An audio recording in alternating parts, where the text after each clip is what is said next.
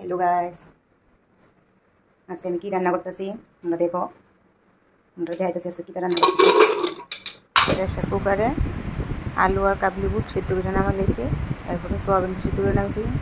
Gas ধরাই দিলাম, কড়াই বসাই দিলাম, কড়াইটা গরম হয়েছে, দিয়ে দিলাম একটু তেল, তারপরে আলু দিয়ে একটু লবণ দিলাম, একটু হলদি দিলাম, দিয়ে ভাজা হয়েছে একটা বল নামালাম। এরপরে দিয়ে দিলাম সোয়াবিন দিয়ে একটু ভাজা হয়ে গেছে।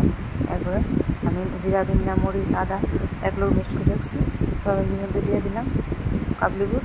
এবার কাবলি বুটটি ভাজা হয়ে গেছে, তারপরে দিয়ে দিলাম তেলে তেজপাতা আর গোয়া মসুরি সম্বার দিলাম। এরপরে দিয়ে দিলাম যে মশলাটা করে রাখছি, এই মশলাটা চুলার আঁচটা কমে দিছি।